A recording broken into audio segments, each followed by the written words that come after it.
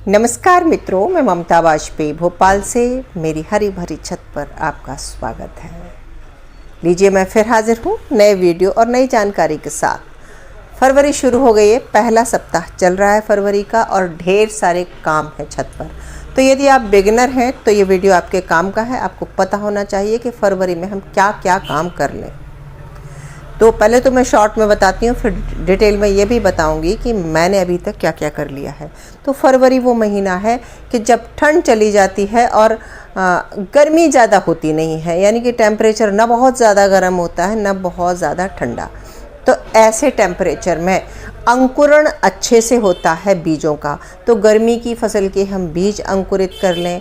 किसी भी पौधे को जो अभी तक सुप्तावस्था में, अब उसकी कटिंग करेंगे तो चूँकि मौसम अच्छा है तो उसका नया स्प्राउट बहुत अच्छे से आएगा। यदि अडेनियम लगा रहे हैं तो उसकी भी कटिंग होगी, रीपॉटिंग हो जाएगी, उसके बीज वगैरह भी बोए जा सकते हैं। और इसके अलावा किसी भी पौधे की कटिंग लगाना हो जिसे हम कटिंग से डेवलप कर सकते हैं, वो ये सबसे अच्छा महीना है। हालांकि हम बरसात में भी बहुत अच्छे से कटिंग्स डेवलप करते हैं और बरसात में कटिंग्स डेवलप होने का प्रतिशत बहुत अच्छा होता है, लेकिन कुछ पौधे जैसे एडेनियम है, चंपा है, जिनमें दूध निकलता है, उनके लिए फरवरी महीना बहुत अच्छा है। तो बहुत सारे काम हैं। पुराने जो हमारे कंटेनर हैं, क्योंकि हम टेरेस गार्डनर हैं तो हमारे पास सीमित कंटेनर होते हैं, ये कुछ हम बीज भी तैयार कर सकते हैं। जैसे ये धनिया का बीज तैयार हो गया।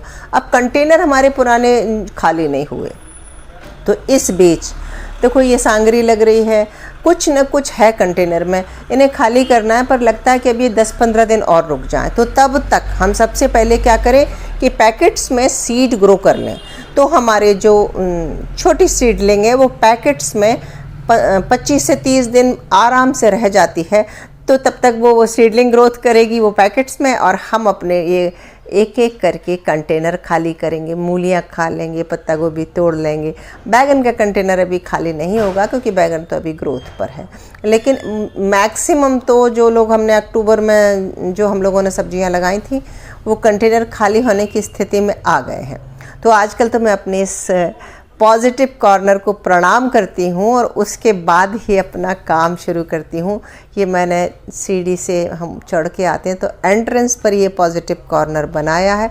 तो आज भी बस मैं आपको कैमरे पर दिखा दे रही हूँ और फिर बता देती हूँ कि अभी तक मैंने क्या क्या काम कर लिया है।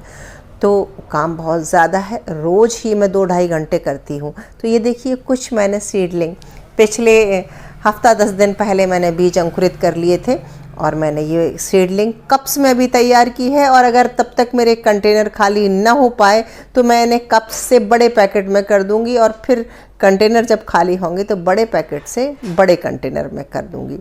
यदि आपके सीड अंकुरित नहीं होते तो मेरा पिछला वीडियो आप देख लीजिएगा, मैं डिस्क्रिप्शन में लिंक दे दूँगी उसका। और आपके सीड भी ठंड का मौसम होते हुए भी अंकुरित हो जाएंगे। ये देखिए, कुछ बेलें और पहले मैंने तैयार कर ली थी जो लगा दी थी।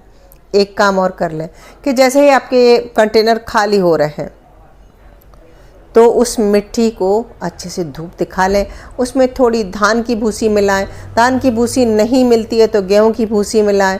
और ये इस तरह के कंटेनर जिन्हें जो बिना वजह जगह घेरे हैं, इनमें ये कितना सारा है। हमें लालच आता है कि नहीं अभी ये काम आ जाएगा, पर सच तो ये देखिए कि किसी काम का नहीं है।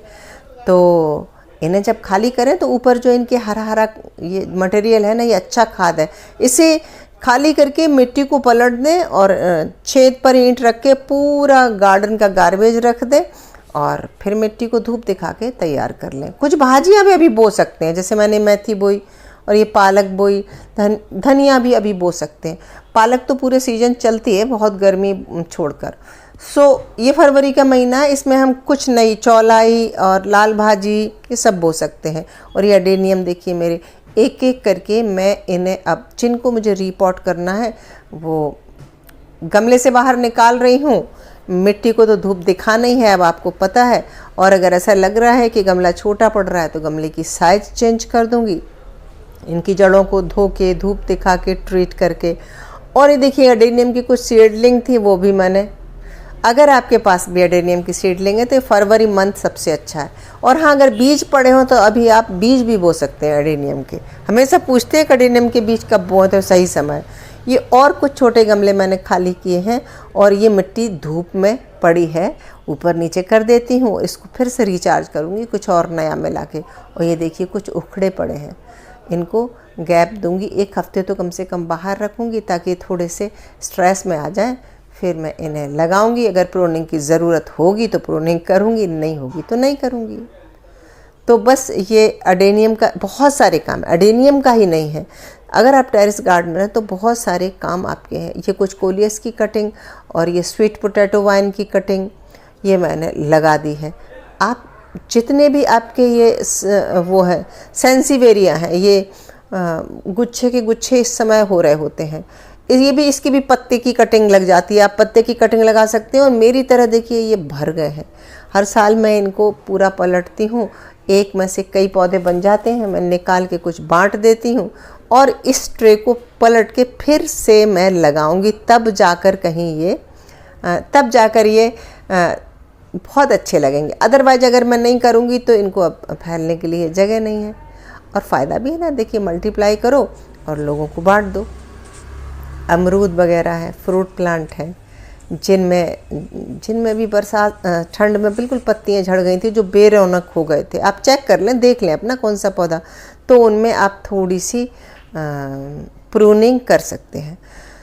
तो ये अगली फसल की, मुख्यतः अगली फसल यानी गर्मी के फसल की तैयारी करना है और मिट्टी को रिचार्ज करना है, कुछ कटिंग्स लगाना है, जो पत्ते से लगती हैं उन्हें पत्ते से भी लगाना है, कुछ जो भाजियाँ ठंडे मौसम में, गर्म मौसम में भी हो जाती हैं, वो सब लगाना है।